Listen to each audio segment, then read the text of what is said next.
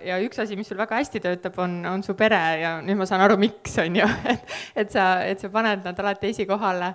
Et positiivse noodiga lõpetada, siis räägi sellest asjast, mis väga hästi töötab oma perest, mõni selline õppetund, sul on päris mitu last võrreldes nagu keskmise Eesti perega.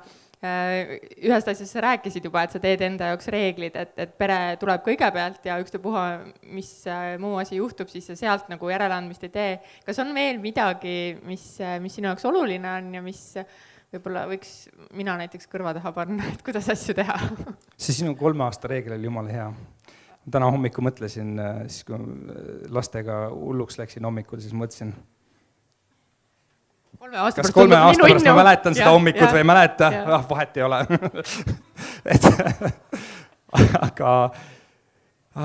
Aga ma olen jõudnud lõpuks selleni, et mida vähem reegleid, seda parem. Ja oluline on pigem need üksikud ja nagu tugevad reeglid iseenda jaoks. Ja kõik muu on selline nagu selles mõttes reeglite vaba, et sa nagu oled selles hetkes ja otsustad selle põhjal, mis nagu selles hetkes on. See ei tule mul väga hästi välja, see tuleb mul väga kehvasti välja, aga ma vähemalt tean, et niimoodi ta töötaks võib-olla paremini. Ja see on nii nagu laste kasvatamisel ja pere puhul. Minu võib-olla kõige suurem õppetund perest võib-olla on see,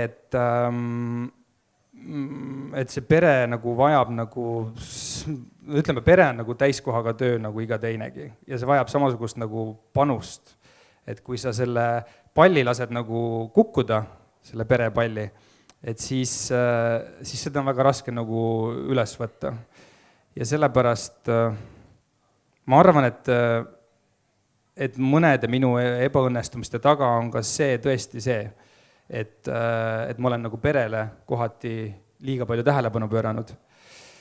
Ja nüüd ma küsin nagu endalt tagasi, aga kui ma ei oleks nii palju tähelepanu pööranud ja oleks mitte ebaõnnestunud, kas ma siis oleksin nagu õnnelikum ja mu vastus on, et ei, ma ei oleks siis õnnelikum, kui midagi minu perega oleks juhtunud.